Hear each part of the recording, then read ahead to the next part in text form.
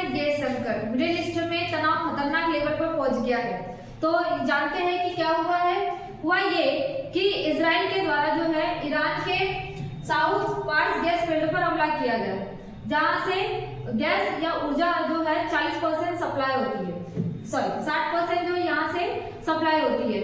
जैसे ही ईरान के ऊर्जा ठिकानों पर अटैक किया गया तो ईरान ने जवाबी कार्रवाई करते हुए 19 मार्च 2026 को कहना चाहिए कतर के रास लम्फान एलएनजी गैस पाइपलाइन पर अटैक किया गया। ये जो रास लम्फान गैस एलएनजी गैस पाइपलाइन है, ये दुनिया का जो है एलएनजी गैस हब भी कहा जाता है। यहाँ से लगभग 60 से 80% जो गैस है वो वैश्विक स्तर पर सप्लाई की जाती है। मतलब कुल मिला के वैश्विक कहना चाहिए एक सांस की तरह ये काम करती है ना, बदलती हुई सांस की तरह ये काम करती है। जैसे ही इस पर अटैक किया गया, सभी कहना चाहिए वैश्विक स्तर पर जो एलएनजी गैस है उसका दाम क्या हो गया, बढ़ गया, है ना। तो इससे इस एलएनजी गैस पाइपलाइन पर जैसे ही हमला किया गया तो यूएसए के द्वारा डोनाल्ड ट्रंप, वहाँ के जो प्रेसिडेंट है डोनाल्ड ट्रंप के द्वारा एक स्टेटमेंट आया कि हमें तो नहीं पता था कि जो है इजराइल ने ईरान के ऊर्जा ठिकानों को मतलब ऊर्जा ठिकानों पर निशाना बनाया या उस पर हमला किया गया। मतलब कुल मिला के यूएसए और इजराइल के द्वारा जो है ईरान पर अटैक किया जा रहा था, लेकिन सडनली दोनों के बीच में क्या हुआ है, मतलब एक दूसरे को बता ही नहीं पा रहे कि भाई हम जो है इजराइल के द्वारा ये नहीं बता पा रहे कि हम ईरान के कहना चाहिए ऊर्जा ठिकानों पर हमला कर रहे हैं, है ना। तो ऑब्वियसली ईरान तो इस पर जवाबी कार्रवाई करेगा। अब कार्रवाई करा है तो कहाँ करा है, भौगोलिक अगर स्थिति की मैं बात करूँ तो स्ट्रेट ऑफ हॉर्मुज जो कि चर्चा में जो फारस की खाड़ी और ओमान की खाड़ी के बीच में है ना। अगर यहाँ पे मध्य एशिया की अगर मैं बात करूँ तो एक छोटा सा देश है कि आपका कतर, है ना।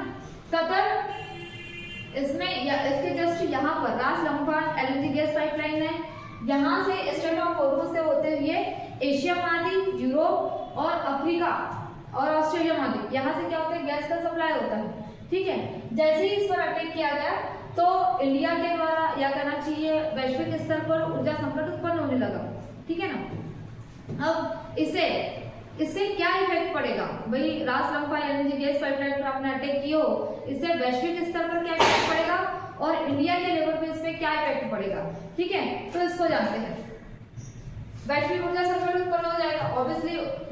हम ऑयल मतलब रूस से या कहना चाहिए अदर्स कंट्री से मंगवा सकते हैं, लेकिन जो गैस थी वो मुख्य रूप से ये मध्य एशिया के जो देश है वही सब लोग मंगवाते हैं। और मुख्य रूप से जो स्थल है मतलब कि जो कंट्रीज है वो है कतर, ठीक। तो वैश्विक ऊर्जा संकट उत्पन्न हो जाएगा पूरी दुनिया में, मतलब कुल मिला के एनर्जी का जो क्राइसिस है उसका खतरा स्टार्ट हो जाएगा या पूरी दुनिया पर खतरा मंडराना स्टार्ट हो जाएगा, ठीक है। दूसरा कि भाई आप गैस के दाम बढ़ाओगे तो महंगाई क्या हो जाएगी, बढ़ जाएगी। महंगाई जब बढ़ेगी तो वैश्विक मंदी की जो स्थिति है वो उत्पन्न होगी।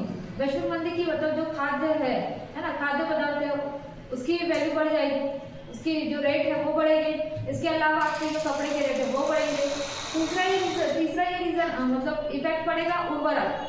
अभी हमारा पे जो है खेती किसानी का सीजन है, मतलब रबी की फसल जो है लग गई है ना। और मतलब जून के महीने में जो है हमारे पे खरीफ की फसल लगना स्टार्ट हो जाती है।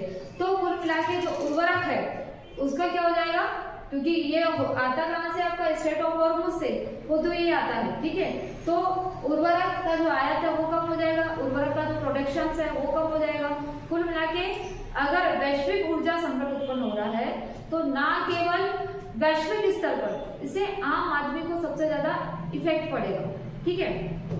वैश्विक स्तर पे तो हो गया, भारत पर इसका क्या प्रभाव पड़ेगा।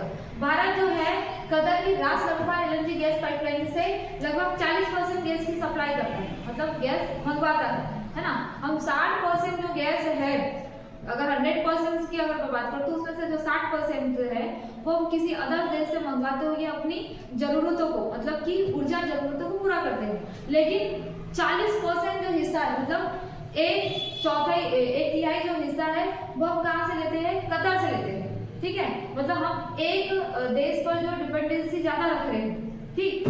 तो इससे क्या होगा, हमारे औद्योगिक स्तर पर और घरेलू क्षेत्र पर सबसे ज्यादा प्रभाव पड़ेगा। घरेलू क्षेत्र में आम आदमी की जो कहना चाहिए खर्चा है ना, गैस से रिलेटेड, ऊर्जा से रिलेटेड, वो बढ़ जाएगा।